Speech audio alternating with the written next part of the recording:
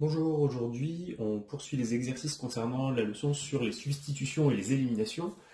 On va passer à la deuxième partie du TD et commencer par l'exercice numéro 1 sur lequel on va avoir à écrire des produits de substitution nucléophile et choisir le mécanisme mono ou bimoléculaire.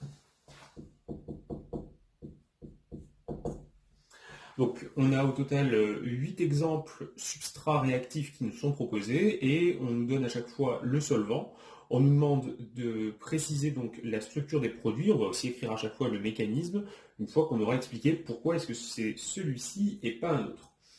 Alors dans la première question, on prend comme substrat et comme réactif deux composés. Un premier qui est un composé iodé, ce sera iodométhane, et le deuxième, Cn-, c'est l'ion cyanure. Donc ça, c'est ce que nous donne l'énoncé. La première chose que je vous conseille de faire, c'est passer en mode, un petit peu rigoureux et rajouter tous les doublés non liants, entourer les charges formelles. Ça nous préparera du coup à écrire ensuite le mécanisme. Donc l'iode, halogène, 3 doublés non liants. Pour l'ion cyanure, voici sa structure électronique et on entoure la charge formelle négative. Une fois qu'on est ici, il faut trouver quelle est la molécule qui est le substrat. Et dans le substrat, je vous le rappelle, on doit trouver un fragment carbone groupe partant avec une polarisation delta plus sur le carbone et delta moins sur le groupe partant. De l'autre côté, on doit avoir un réactif nucléophile, c'est-à-dire possédant au moins un doublet non liant et susceptible de partager ce doublet non liant. Alors, si on analyse un petit peu la structure de ces deux composés, regardons d'abord celui de droite, l'ion cyanure.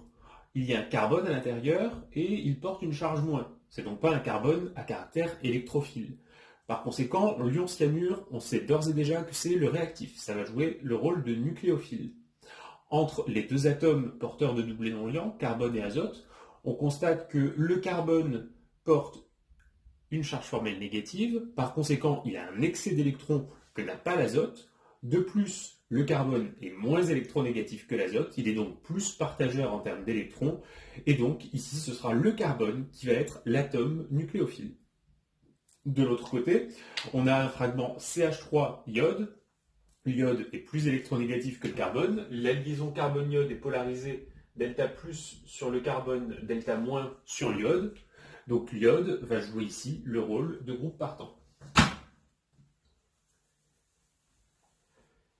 En ce qui concerne le solvant de la réaction, on nous met ET2O. Ce solvant, c'est l'éthoxyéthane, qu'on appelle plus communément le diéthyléther. Parfois aussi, on le nomme éther diéthylique. C'est un solvant qui est peu polaire et aprotique. Donc, déjà, solvant peu polaire et aprotique, ça nous fait penser au mécanisme SN2, puisque le mécanisme SN2 ne fait pas apparaître de charge et il est favorisé par des solvants peu polaires. Du côté du substrat, vous voyez qu'on a ici un CH3. Et donc là, vous êtes sûr et certain, ça ne peut être que le mécanisme SN2. Donc il se déroule en un seul acte élémentaire, les déplacements électroniques sont concertés, l'attaque du nucléophile se fait de façon dorsale. On va donc avoir le carbone qui attaque, le carbone nucléophile qui attaque le carbone électrophile, départ du groupe partant qui est un ion iodure, et on obtient donc I- une fois parti. Et de l'autre côté, qu'est-ce qu'on a? Eh bien, on a un fragment Cn qui se raccroche à un groupement CH3. On va donc former cette molécule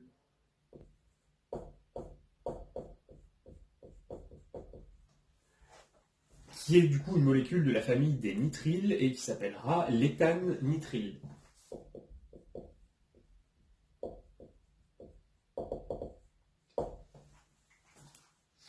Donc ici, premier exemple relativement simple, pas beaucoup d'hésitation. Pour le deuxième cas, alors on prend comme réactif un ion phénolate.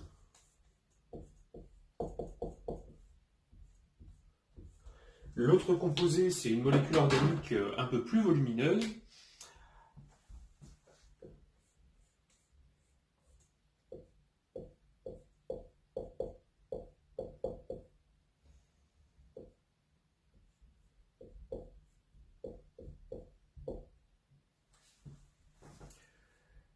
Donc voilà ce qu'on a comme réactif et comme substrat. Je vais rajouter ici quelques doublés non liants qui vont peut-être nous servir tout à l'heure. Et on nous dit que le solvant, c'est du toluène.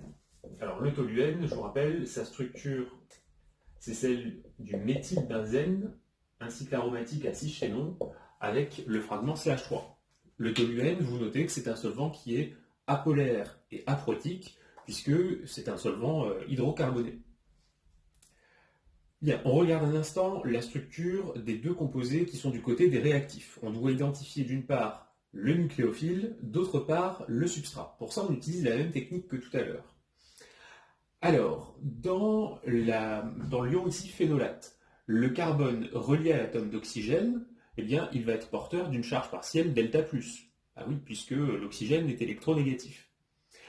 Est-ce que ce carbone peut jouer le rôle d'électrophile? Il faut se poser la question, est-ce qu'il est relié à un bon groupe partant?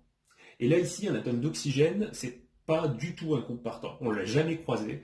Donc, ce composé ne peut pas être le substrat. Le carbone, bien qu'il soit ici delta+, n'a pas une réactivité d'électrophile. Donc, obligatoirement, l'ion phénolate va devoir jouer le rôle de nucléophile. Et ça tombe bien puisque l'atome d'oxygène porte 3 doublés non liants, il est riche en électrons, et on voit cet excès d'électrons au travers de la charge moindre. Donc, premier indice ici, l'ion phénolate et le nucléophile. Dans l'autre composé, celui-ci, ça va forcément être le substrat, on doit trouver une liaison carbone groupe partant polarisée avec un delta+ sur le carbone et delta- sur le groupe partant. Parmi les groupes partants classiques, il y en a certains qui sont très bons, qu'on a vus dans le cours et que je vous ai demandé d'apprendre, qui sont les groupements de la famille des esters sulfoniques. Et vous devez reconnaître ici un très bon groupe partant.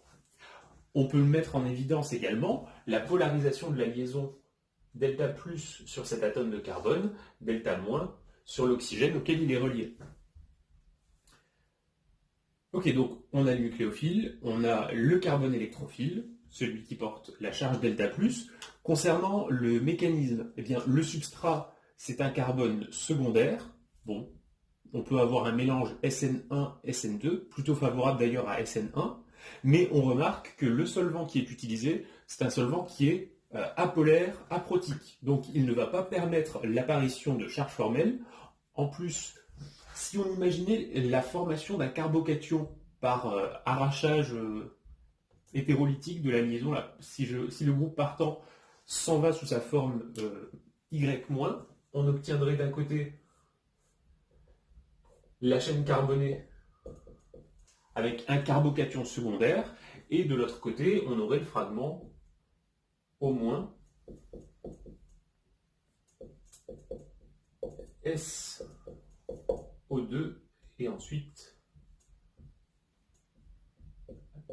le cycle toluène.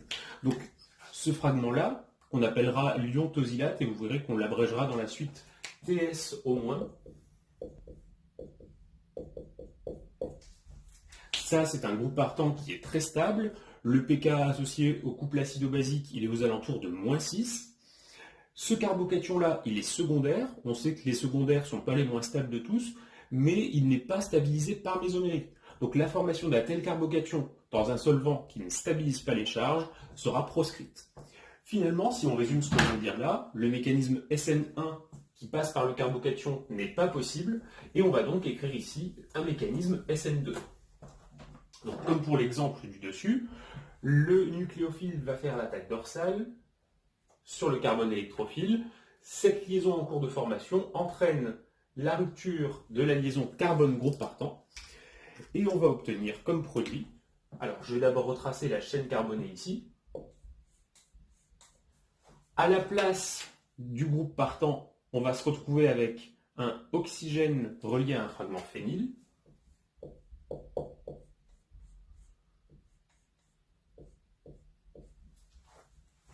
Et le groupe partant, une fois parti, c'est celui-ci.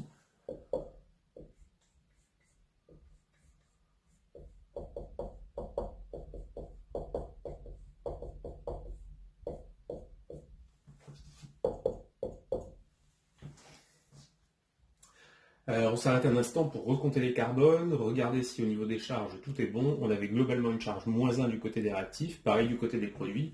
Ici, tout est correct. Et donc, vous voyez que cette fois-ci, l'ASN2 nous permet de former une fonction chimique qui n'est pas un nitrile, mais un hétéroxyde.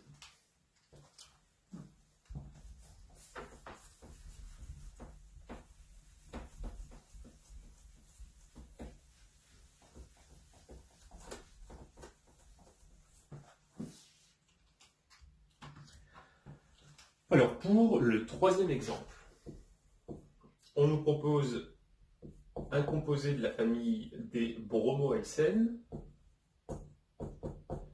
et un ion hydroxyde. Concernant le solvant, on nous dit ACN. ACN, c'est une abréviation de chimiste pour l'acétonitrile, qui est l'éthylnitrile, donc qu'on a vu tout à l'heure, CH3, je vais écrire H3C, c'est triple liaison N. Ce solvant, l'acétonitrile, il est aprotique, il n'y a pas de fragment AH capable de former des liaisons hydrogènes par un fragment donneur. Par contre, il est polaire, donc il va stabiliser les charges. En ce qui concerne l'analyse des composés du côté des réactifs, on doit, comme d'habitude, trouver un substrat et un nucléophile. Ici, c'est très très simple, puisque si on analyse la structure de l'ion hydroxyde, il n'y a pas de carbone à l'intérieur, ça ne peut donc pas être le substrat. L'ion hydroxyde est donc obligatoirement le nucléophile. De l'autre côté, eh bien, on va avoir le substrat, forcément, et on peut mettre en évidence le carbone électrophile qui est ici, puisque la liaison carbone-brome est polarisée du fait que le carbone est moins électronégatif que le brome.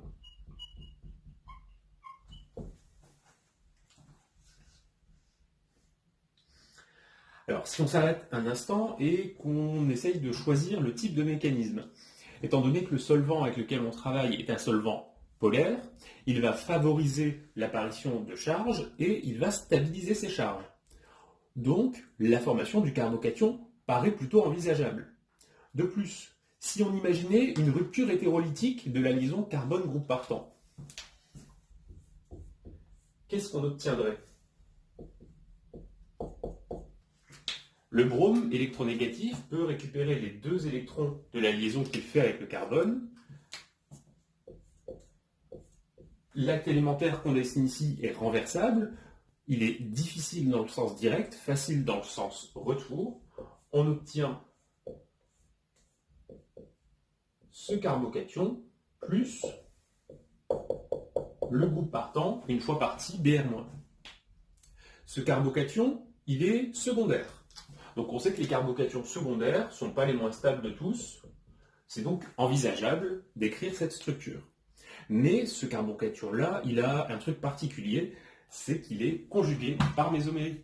On voit ici l'enchaînement pi, sigma, lacune, et donc on peut délocaliser la charge plus sur l'atome de carbone le plus à gauche.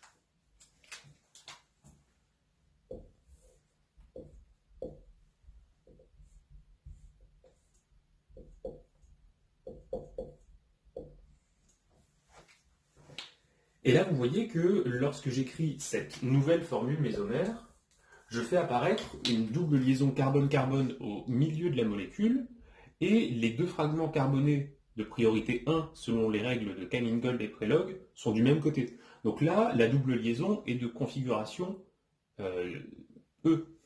Non, pardon, je dis n'importe quoi. Elle est de configuration Z. Ils sont du même côté. Est-ce qu'on pourrait envisager que la double liaison soit de configuration E? Eh bien, lorsqu'on regarde cette formule mésomère, on peut effectuer une rotation libre autour de la liaison simple, qui est celle du centre. Donc, je vais réécrire ça, je vais l'écrire ici.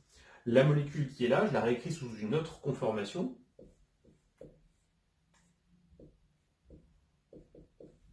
La voici. Et lorsqu'on fait l'écriture de formule mésomère sur cette nouvelle conformation,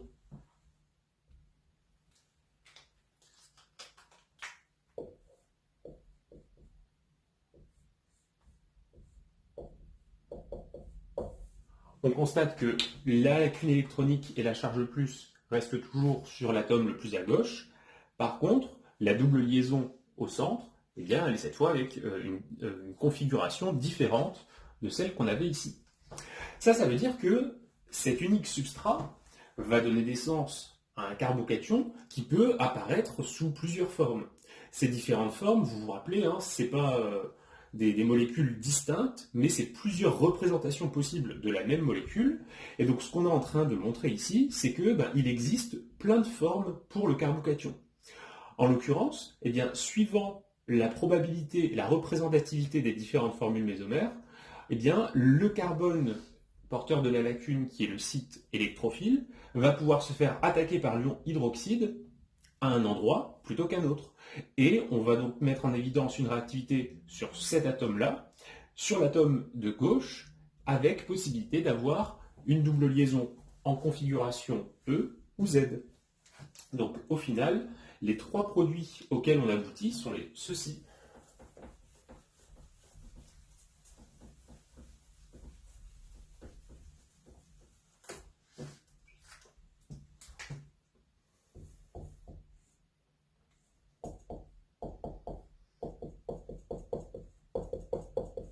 Donc lorsque le carbocation se fait attaquer par l'ion hydroxyde sous cette forme, on va obtenir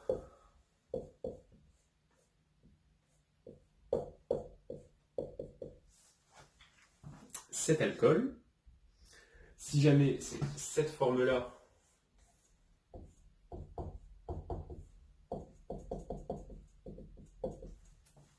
on obtiendra un alcool différent.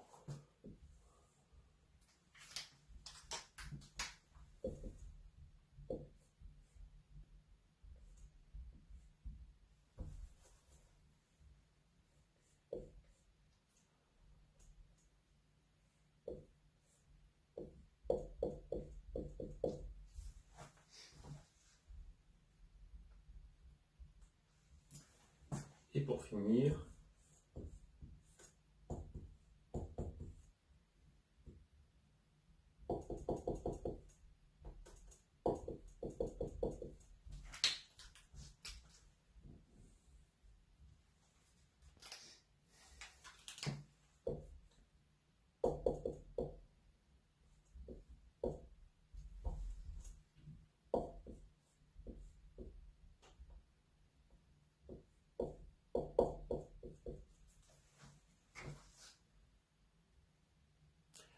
je me rends compte que sur la molécule du milieu, là ici, j'ai oublié un carbone, donc je vais vite le rajouter. Le voici. Concernant ces trois actes élémentaires, donc ça correspond à la deuxième étape du mécanisme SN1. On avait déjà vu que cette deuxième étape, il était très improbable qu'elle se déroule dans le sens retour. C'est pour ça que j'ai mis la flèche uniquement vers la droite. Donc là ici, on a bien identifié les trois produits qui pouvaient être formés. On poursuit avec le numéro 4.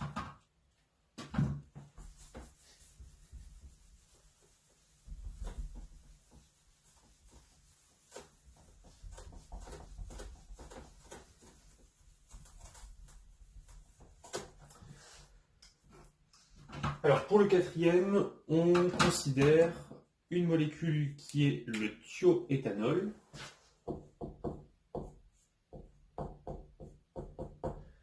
Et on la fait réagir avec une autre molécule pour laquelle on précise la position dans l'espace des groupements.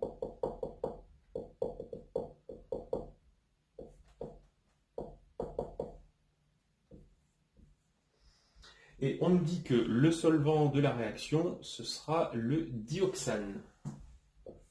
Alors le dioxane, c'est ce composé-là. Un cycle à 6 chaînons, on a 4 chaînons CH2 et diamétralement opposés 2 atomes d'oxygène. Cette molécule, eh bien, puisque les oxygènes sont tétraédriques, comme les carbones, si on essaye de la représenter dans l'espace, ce sera une molécule stable sous une conformation qui est une chaise. Et si vous vous intéressez au parallélisme des liaisons, vous pouvez montrer que cette molécule possède 4 liaisons polarisées. Ce sont les liaisons carbone-oxygène qui sont à l'intérieur du cycle, mais globalement, les moments dipolaires vont se compenser 2 à 2, donc c'est une molécule possédant des liaisons polarisées, mais qui, globalement, est une structure apolaire. Donc, on a un solvant qui est apolaire. Concernant les espèces avec lesquelles on travaille, on a du côté des deux composés du côté des réactifs. On va identifier qui est le réactif et qui est le substrat. Alors, tout d'abord, regardons la molécule de gauche. Dans cette molécule-là, on repère un atome de soufre, plus électronégatif que le carbone, pas beaucoup plus, mais un peu quand même. Du coup, le carbone ici est delta+. Il faut alors se poser la question, est-ce que le fragment HS- est un bon groupe partant? Si vous reprenez le cours avec l'échelle de nucléofugacité, à aucun moment on a cité HS- comme groupe partant. Donc, a priori, celui-ci, c'est plutôt pas le substrat, mais plutôt le nucléophile. Et justement, vous voyez que l'atome de soufre porte des doublés non liants. C'est une molécule de la famille des thiols. On a déjà parlé des thiols et des thiolates comme des nucléophiles. De l'autre côté, on a une molécule pour laquelle on repère une liaison polarisée carbone-brome. Elle est polarisée delta plus sur le carbone, delta moins sur le brome. Et ce qui est intéressant cette fois, c'est que le brome, eh bien, sous sa forme d'ion bromure, c'est un groupe partant. Donc là, on est sûr de nous. Cette molécule à droite, c'est le substrat, alors que le thiol, ce sera le réactif. En ce qui concerne le choix du mécanisme, là ici, on est un petit peu dans l'embarras puisque on a un solvant qui est apolaire, qui favorisera plutôt le mécanisme SN2. On a un nucléophile qui est plutôt bon, mais sans être exceptionnel non plus. Donc ça favoriserait un tout petit peu le mécanisme SN2. Et en ce qui concerne le substrat, qui est ici, le carbone fonctionnel, il est secondaire, puisqu'il est relié à deux chaînes carbonées, un phényl et un éthyle. Et si on envisageait la formation du carbocation à partir de l'arrachage par rupture hétérolytique de la liaison carbone-groupe partant, eh bien on aurait un carbocation secondaire stabilisé par mésomérie. Si on le dessine, ce carbocation, voilà ce qu'on aurait. Donc éthyle et hydrogène. Le fragment phényl qui est au-dessus, je vais le développer.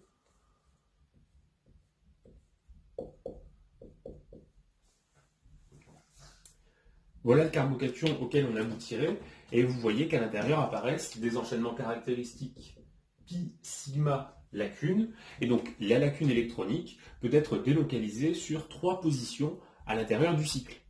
Ça veut dire que dans cette situation, on a des arguments en faveur du mécanisme SN2, d'autres en faveur du mécanisme SN1. Si on voulait savoir réellement comment se déroulerait la réaction, il faudrait faire la manip et analyser les produits pour savoir. Donc là, ce que je vous propose de faire, c'est d'écrire l'un et l'autre de ces deux mécanismes et de voir ce qui va différencier le mélange de produits obtenus. Donc, si on commence par considérer que le mécanisme est une substitution nucléophile monomoléculaire, eh bien, on écrira les choses de la façon suivante. On commence par prendre le substrat.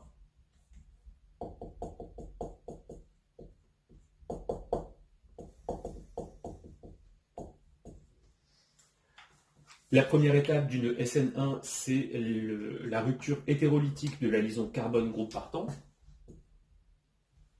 On forme un carbocation qui est plan.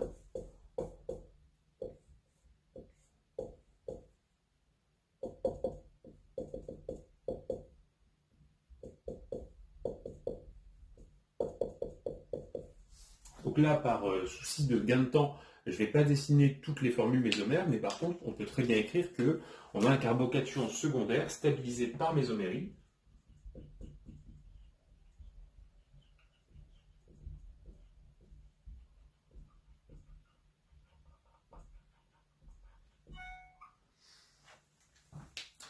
Et ce carbocation peut ensuite se faire attaquer par le nucléophile.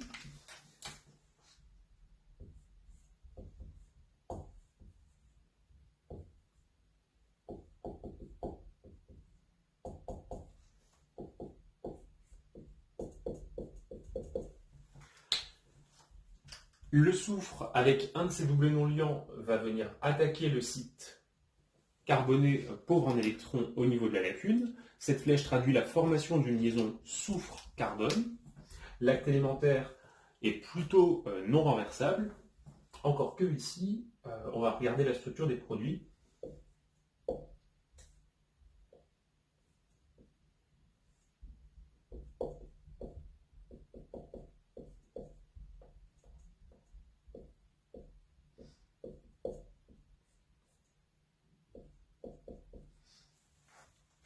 Alors, les produits auxquels on aboutit, voici ce qu'on a. Je précise ici que lors de l'attaque du nucléophile sur le carbocation, on a 50% de chance d'attaquer par au-dessus, 50% de chance d'attaquer par en dessous. Donc l'attaque va être réalisée de façon équiprobable. Et c'est pour ça qu'ici, je n'ai pas précisé la position dans l'espace des groupements. On aura 50% d'une configuration, 50% de l'autre configuration. Dans la structure de ce composé-là, on voit qu'il y a un soufre chargé positivement, et donc on pourrait envisager, là ici, un retour en arrière, puisqu'on avait utilisé un nucléophile de type NuH.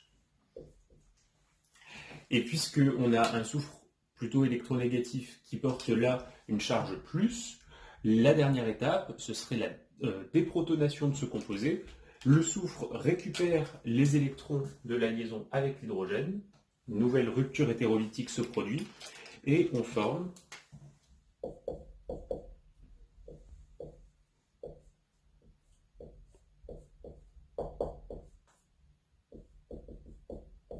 ce composé-là, et un H+.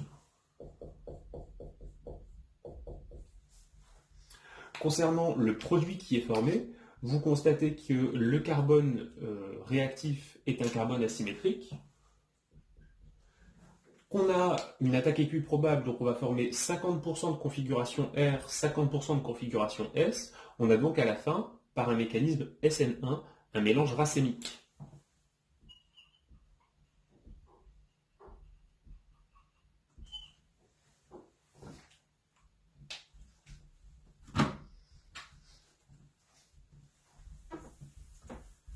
Regardons maintenant ce qui se passe si le mécanisme n'est pas SN1 mais SN2.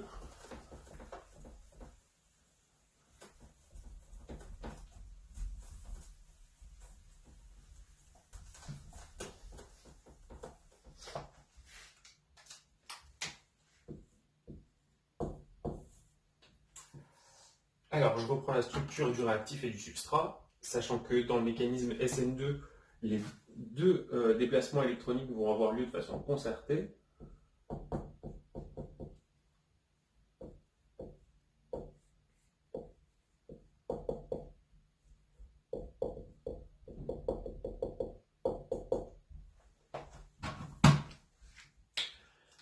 Donc, le nucléophile va mobiliser un de ces doublés non liants pour attaquer en dorsale le carbone électrophile. On peut remettre ici en évidence la polarisation de la liaison delta plus, delta moins. Lorsque le carbone est en train de former cette liaison, eh bien, le groupe partant simultanément se détache en récupérant les deux électrons qui sont ici. On obtient donc à la fin ce produit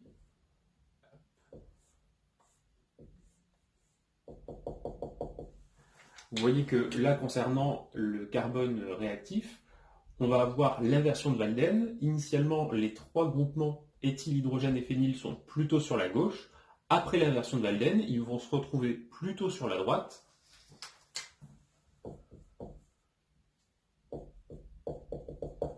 Et concernant l'atome de soufre, donc il a une liaison encore avec un hydrogène, une liaison avec un fragment éthyle. Et on n'oublie pas le groupe partant, l'ion-bromure.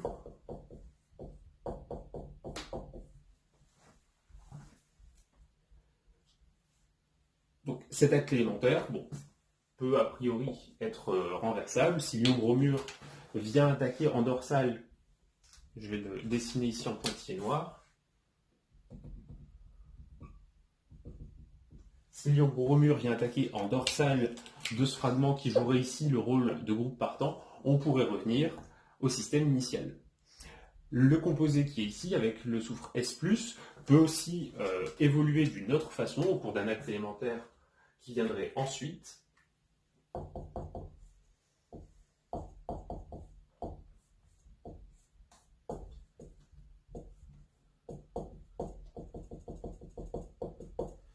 Simplement, comme on l'a vu tout à l'heure, déprotonation, le soufre récupère les électrons de la liaison qu'il faisait avec l'hydrogène, et au cours d'un dernier acte élémentaire, a priori renversable lui aussi, on aura formation du produit final.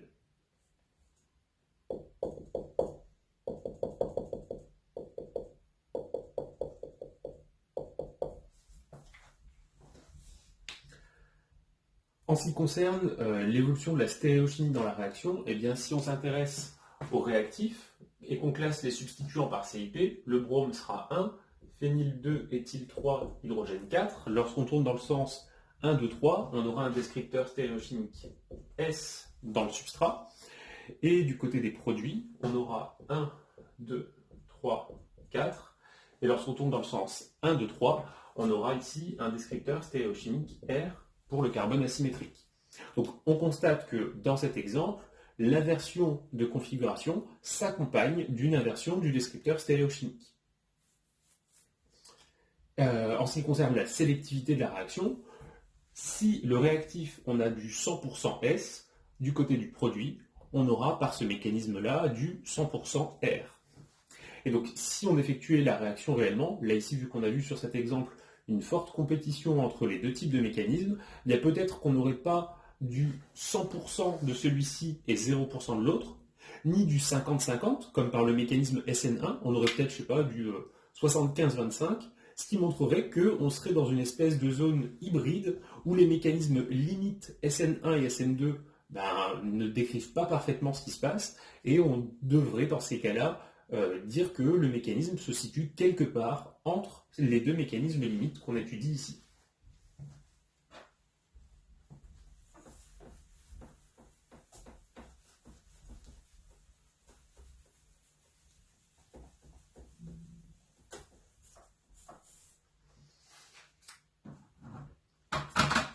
Alors, pour l'exemple numéro 5, on nous prend un composé sulfuré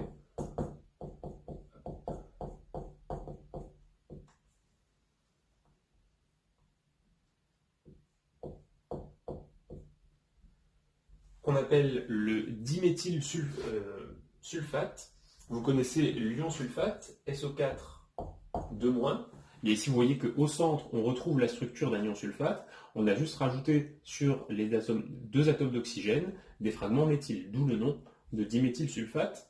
On nous dit qu'on en met 0,5 équivalent, donc par exemple 0,5 mol, si de l'autre composé, on en met 1 mol. On nous précise également donc un autre composé, celui-ci,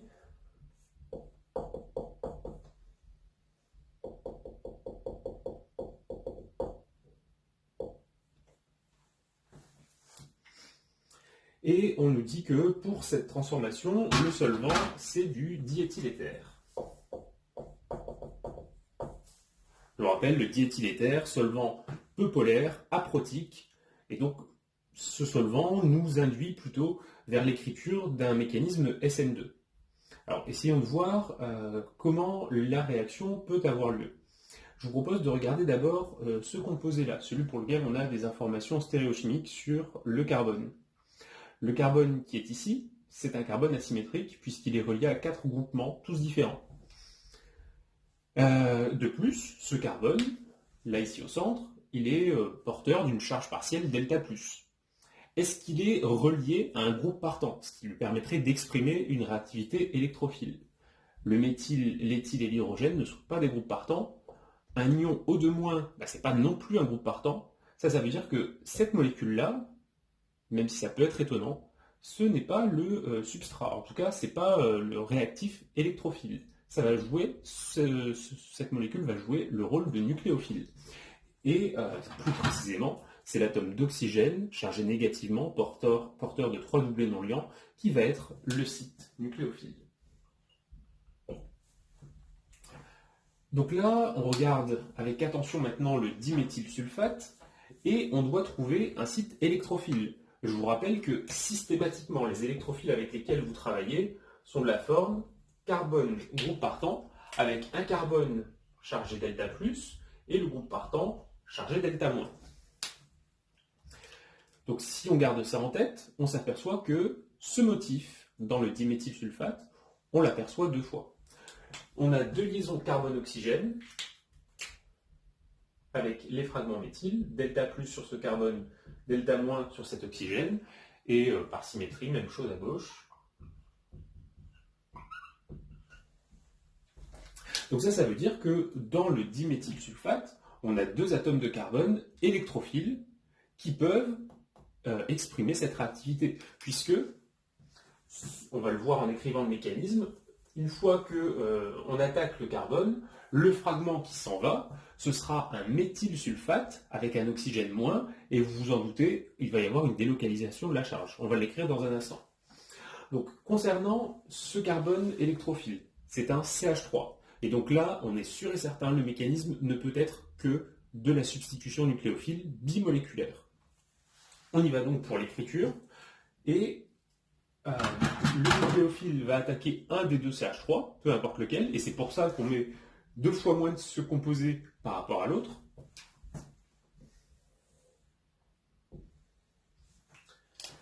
On va obtenir pour ce composé-là cette transformation, méthyle,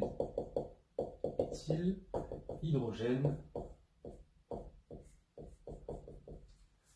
et le CH3 qui est ici, c'est celui qui initialement était présent là en topologique. L'autre fragment moléculaire qui est libéré, c'est le méthylsulfate, comme je vous le disais. Je vais l'écrire en dessous pour pouvoir ensuite dessiner ces formules mésomères.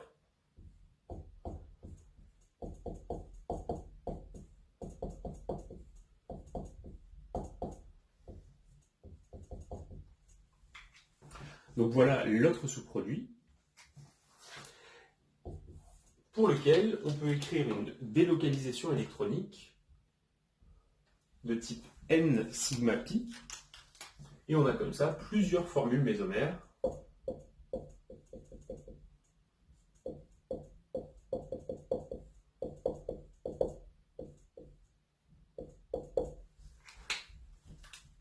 Encore une fois, avec n sigma pi, on peut délocaliser la charge sur l'oxygène du bas.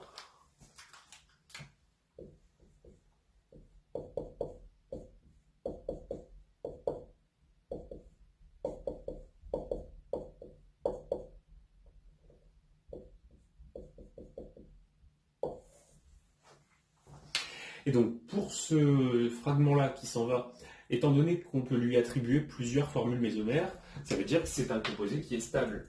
Un composé qui est stable, c'est une base faible. On pourrait définir ici un site d'accroche d'un H+, sur l'oxygène au moins. Et puisque c'est une base faible, eh bien ça veut dire que c'est un bon groupe partant. Notez cependant le fait qu'on conserve une réactivité d'électrophile sur le méthylsulfate, puisque le carbone du fragment CH3 est toujours porteur de la charge delta+, et si jamais il réagissait, on obtiendrait cette fois comme sous-produit un ion SO4 de moins, l'ion sulfate, qui encore une fois possède beaucoup de formules mésomères et est une base très très stable parce que très faible.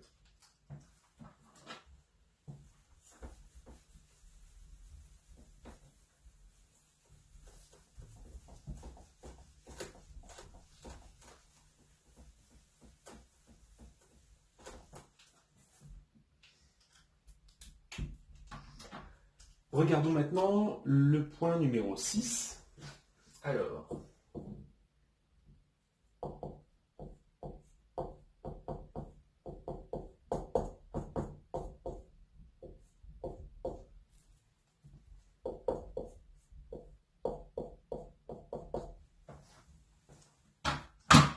voici les deux composés qu'on considère et on nous précise que l'éthanol joue aussi le rôle de solvant. En ce qui concerne les caractéristiques de solvant, il est polaire, protique et dissociant. Concernant maintenant l'analyse des deux réactifs. Alors, quand vous aurez un petit peu l'habitude, là il y a quelque chose de flagrant. Un indice, c'est encore une fois un composé qui est un ester sulfonique. Donc ce fragment-là, vous devez apprendre à l'identifier très rapidement, c'est le trifluorométhane sulfonate.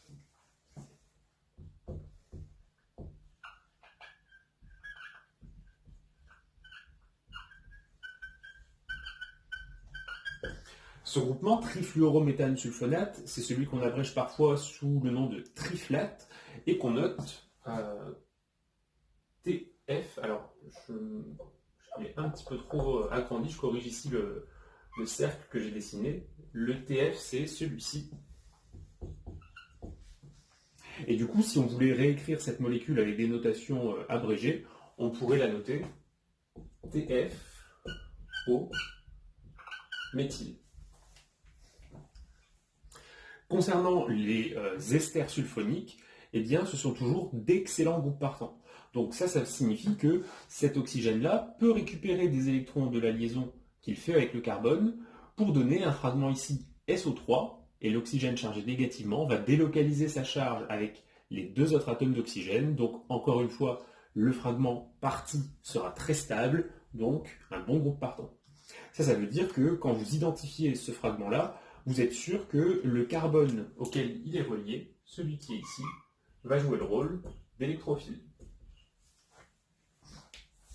Par conséquent, la molécule d'éthanol va ici jouer le rôle de nucléophile, et on peut s'en assurer. Si jamais on avait pensé un instant que ce carbone-là était le centre électrophile, c'est vrai qu'il porte une charge delta+. Pour autant, est-ce que sa réactivité d'électrophilie peut s'exprimer? S'il subit l'attaque d'un nucléophile, le fragment qui s'en irait ici, ce serait le fragment OH qui aurait récupéré une paire. Donc, un fragment OH-. Le pK associé au couple H2O-HO-, il est à 14. pK à 14, c'est trop élevé pour que le fragment HO- soit un bon groupe partant. La conclusion, c'est donc de dire que non, ce carbone, bien qu'il soit porteur d'une charge delta+, ce n'est pas un site électrophile. Pourquoi est-ce qu'on choisit l'éthanol comme solvant? Eh bien parce que cet oxygène, bien qu'il porte deux doublés non liants, c'est pas un nucléophile puissant, et le fait de mettre une forte concentration va aider les choses.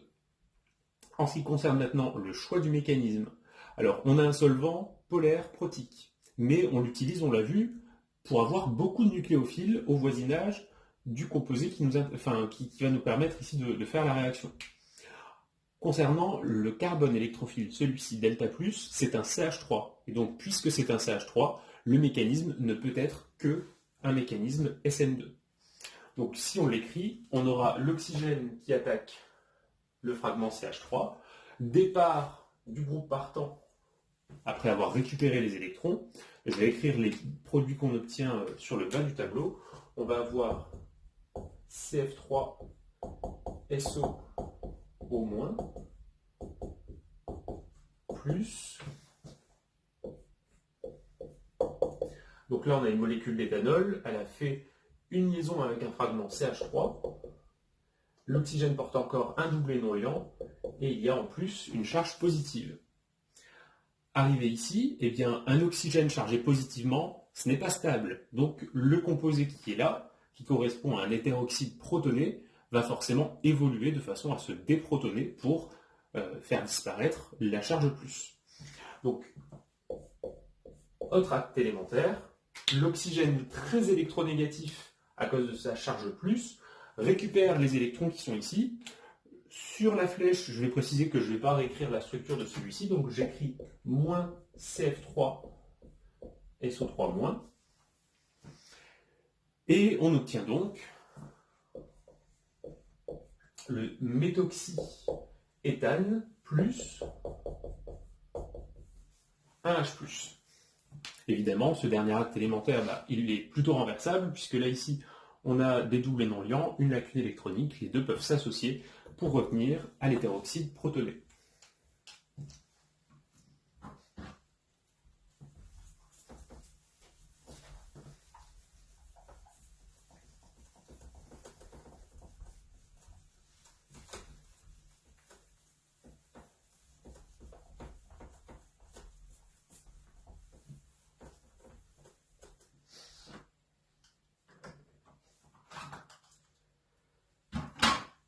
Bien, donc on est arrivé maintenant au petit 7. Alors dans le petit 7, on nous parle de composés qu'on va étudier plus précisément dans la leçon C6L4, qui sont des organomagnésiens mixtes.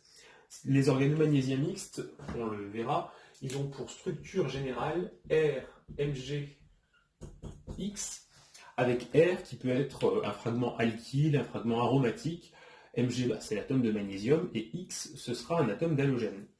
Donc là, ici, on considère du chlorure d'isopropyl magnésium, et on nous dit en dessous qu'il s'agit d'une base très puissante.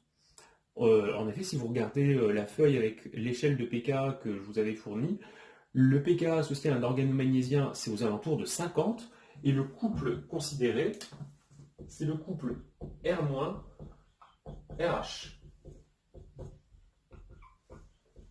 Ça fait partie des composés les plus basiques qui existent en chimie. Et on nous dit également que ce sont des nucléophiles très puissants. Ok, donc une réactivité ambivalente, puisqu'on a déjà vu que les caractéristiques de nucléophilie et de basicité, eh bien, elles étaient liées à chaque fois à la présence d'un doublé non liant et d'un atome donc riche en électrons, et qu'il y avait une compétition entre le caractère nucléophile et le caractère basique. Ok, donc si on considère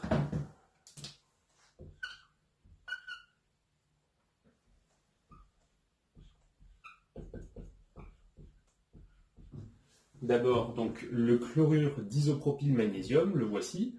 Le magnésium qui est au centre, il a une structure linéaire, il porte aussi deux lacunes électroniques. Pour vous en assurer, repassez par sa configuration électronique lorsqu'on s'intéresse à l'atome. Il a 2 électrons de valence, 4 orbitales atomiques. Là ici, un électron de valence est utilisé pour faire la liaison de gauche, l'autre pour faire la liaison de droite. Il reste bien 2 lacunes. L'autre molécule, donc, c'est à la fois un alcool et en même temps, il y a un atome de chlore.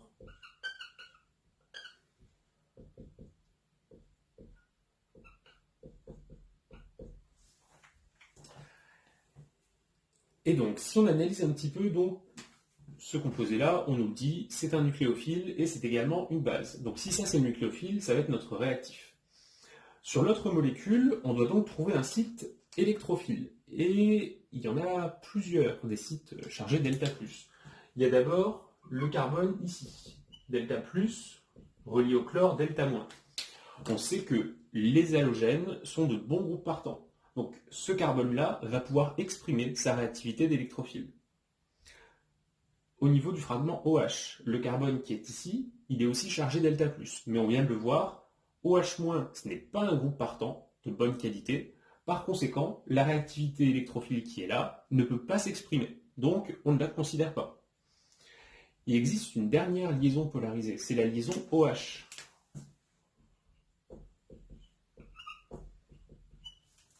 Ce qui veut dire que cet hydrogène-là, avec sa charge partielle delta plus prime, eh bien, c'est un composé qui va être facile à arracher. On dit que ce proton a un caractère labile. Donc, on est dans cet exemple-là face à 2 types de réactions. Une réaction acido-basique qui va être engendrée avec le proton, et une réaction de substitution nucléophile engendrée avec l'atome de chlore. On sait que la plupart du temps, les réactions acido-basiques sont plus rapides que les réactions de substitution ou d'élimination, et puisqu'on a 2 fois plus, 2 équivalents d'organomagnésiens que d'autres composés, eh bien, on va écrire l'une puis l'autre des 2 transformations en commençant par la réactivité acido-basique. Donc, dans un premier temps, on va avoir le fragment isopropyl pour lequel on a une polarisation particulière. Le carbone qui est ici est chargé delta-, le magnésium est chargé delta+. Par conséquent, ça, on peut le noter en dessous, ça vient du fait que le carbone est plus électronégatif que le magnésium. Je vous rappelle, le magnésium, c'est un métal. Et donc, le carbone qui est ici, dans l'organomagnésien, c'est lui qui porte l'excès d'électrons, qui va donc avoir la réactivité basique et en même temps la réactivité nucléophile. Donc, pour montrer son côté basique, il récupère les électrons qui sont là, il vient capter le proton qui est ici, et départ de l'oxygène sous sa forme O-. On obtient alors ceci. Le fragment isopropyl récupère par cette flèche l'hydrogène. On a donc un alcane qui va être produit. Ce fragment-là, eh bien, ressemble du côté des produits à celui qu'on a dessiné ici, mais on aura un oxygène au moins.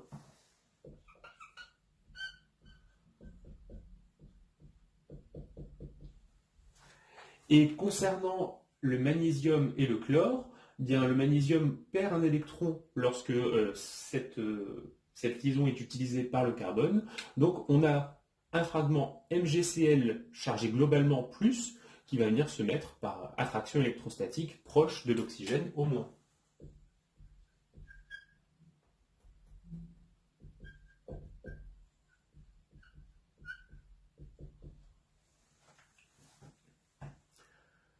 Dans une deuxième partie, je ne vais reprendre que le composé susceptible de se faire substituer.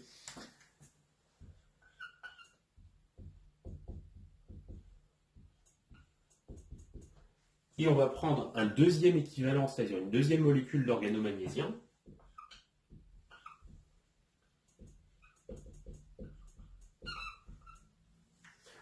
Comme tout à l'heure, le carbone relié au magnésium peut récupérer les électrons de la liaison CMG pour venir cette fois attaquer en dorsale le carbone électrophile, départ du groupe partant Cl-.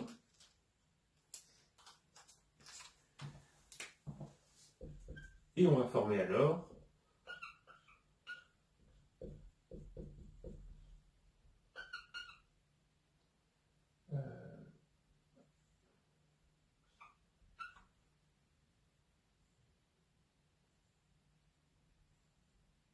là j'ai rajouté un carbone, voilà ça, plus, non c'est pas celui-ci, les sous-produits c'est le chlore qui est parti, qui va venir s'associer au fragment MgCl, donc ce sera du MgCl2.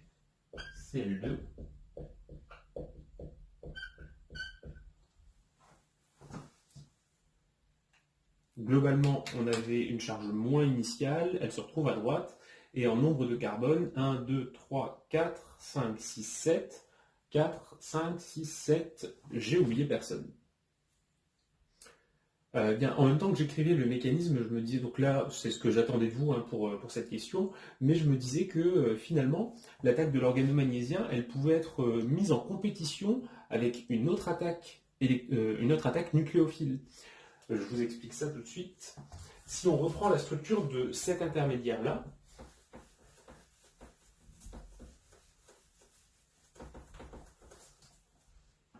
donc je le réécris ici,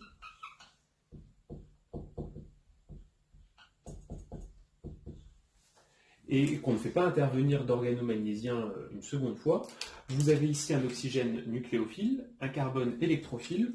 On peut très bien faire une réaction de substitution intramoléculaire, départ d'un chlore, et on obtient alors ce type de composé.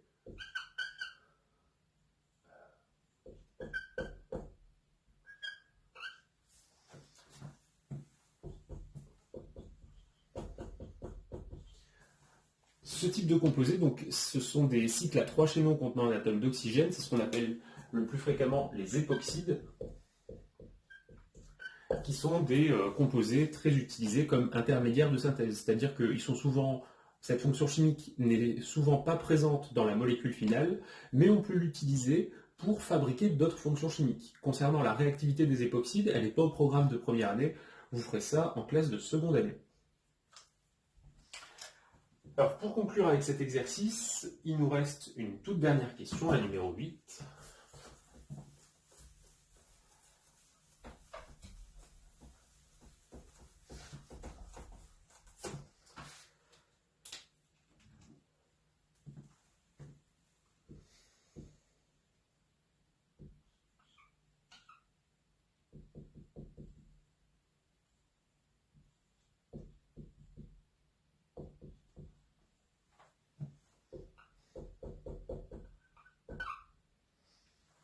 Donc, on considère une molécule de la famille des alcools, celle qui est à gauche, Et à droite, on prend un bromure d'hydrogène. Donc HBr, c'est quelque chose qui doit vous évoquer HCl, le chlorure d'hydrogène, composé qui est connu sous sa forme dissoute en solution aqueuse, qu'on appelle donc une solution d'acide chlorhydrique.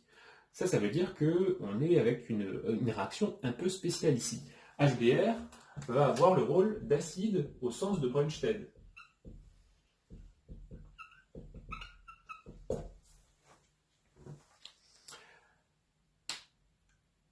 Et on a rappelé il y a un instant que les réactivités acido-basiques se font plus vite que les réactivités de substitution ou d'addition, ou même d'élimination. Par conséquent, qu'est-ce que je dis? Élimination, ça ressemble à de l'acido-basique puisqu'il y a un proton qui est capté par une base. Donc, acido-basique, ça va plus vite que substitution ou addition.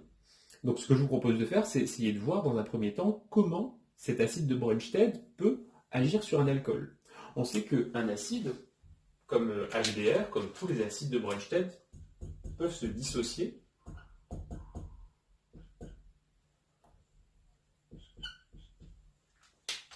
puisque la liaison HBr est polarisée, delta plus sur l'hydrogène, delta moins sur le brome.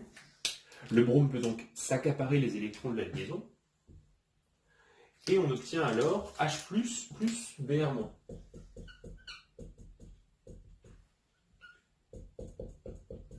Alors, on voit que quand on écrit ça, on forme des ions. Quel est le solvant qu'on utilise? Du DMSO. Le DMSO, diméthylsulfoxyde, il a cette structure. C'est un solvant qui a un fort moment dipolaire et qui permet la stabilisation des ions. Donc, ce n'est pas gênant d'écrire ces ions. Est-ce que Br-, alors Br-, on l'a déjà croisé, c'est un nucléophile. Est-ce que Br- peut agir sur l'alcool qui est présenté ici? Sur cet alcool, on a un atome de carbone chargé delta+, celui relié au fragment hydroxyle.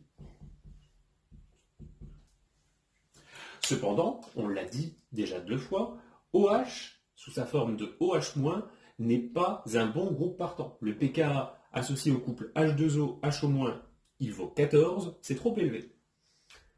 Donc ça veut dire que même si Br- est un bon nucléophile, il n'est pas capable de venir attaquer le carbone pour faire partir l'ion HO-. Est-ce que H+ pourrait avoir un effet sur ce composé-là? Réécrivons la structure du substrat, mais en mettant tous les doublés non-liants.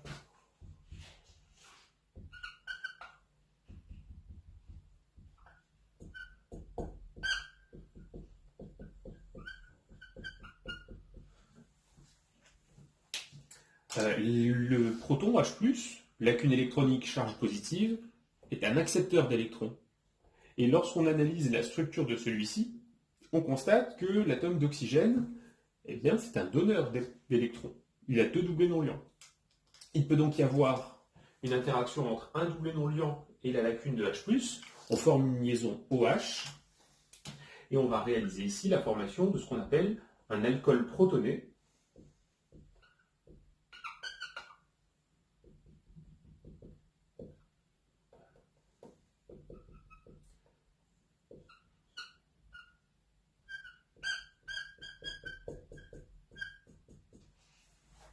Donc voilà ce qu'on obtient.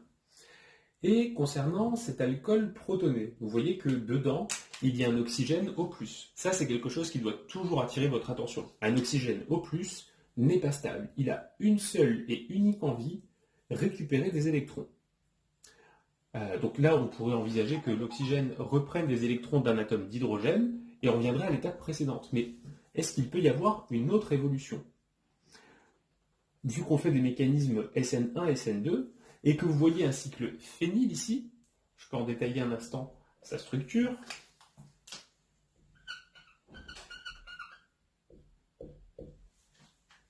Si on envisageait le départ de ce fragment-là, donc 2 hydrogènes, un oxygène plus, qui récupère une paire électronique, eh bien ça fait une molécule d'eau. Donc si on envisage le départ d'une molécule d'eau, on obtiendrait sur ce carbone une lacune et une charge plus, et on aurait alors un enchaînement pi sigma lacune, donc un carbocation qui serait stabilisé par mésomérie. En plus, ce carbocation serait tertiaire, donc il serait vraiment très stable. Eh bien, écoutez, vu que ça paraît très envisageable, d'autant plus que le solvant est polaire et favorise l'apparition des ions, on va écrire le départ de la molécule d'eau. Donc là, l'oxygène, de façon autoritaire, récupère les électrons de sa liaison avec le carbone. On fait partir une molécule d'eau.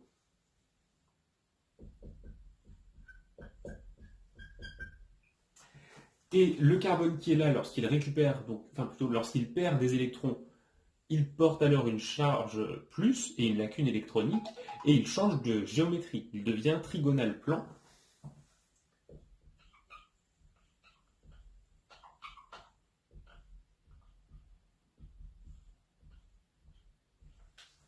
Et donc là, je ne vais pas les écrire, mais ce carbocation est très stable puisqu'il est tertiaire et stabilisé par mésomérie.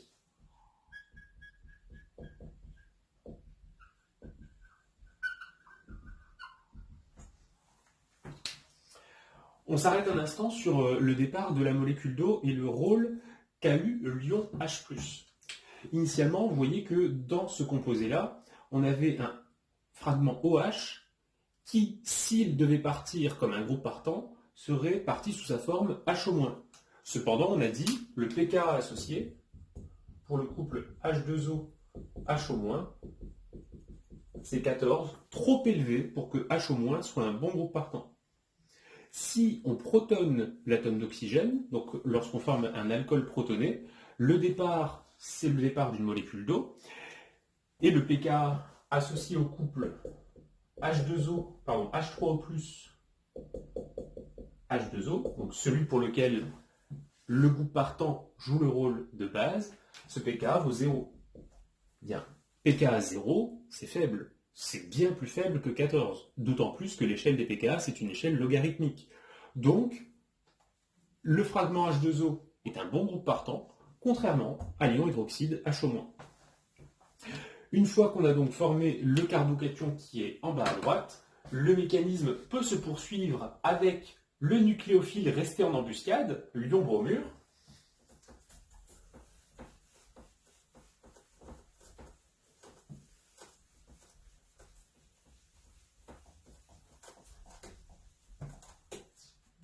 Donc je reprends la structure du carbocation, je vais renoter pH, le cycle aromatique.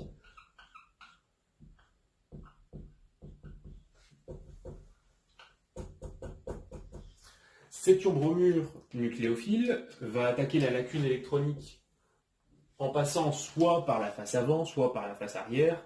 L'attaque est équiprobable de chaque côté du plan du carbocation. Et on obtiendra à la fin deux produits de configuration différentes.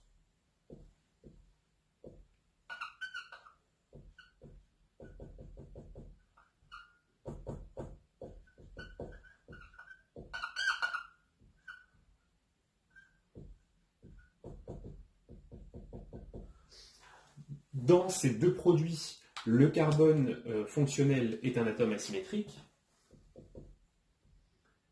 Et puisque l'attaque est plus probable, on aura 50% de cette configuration, 50% de cette autre configuration. Vu que la molécule ne contient qu'un seul atome asymétrique, les deux molécules qu'on a dessinées ici, ce sont un couple d'énantiomères. Donc on a un mélange 50-50 de deux énantiomères, c'est donc un mélange racémique.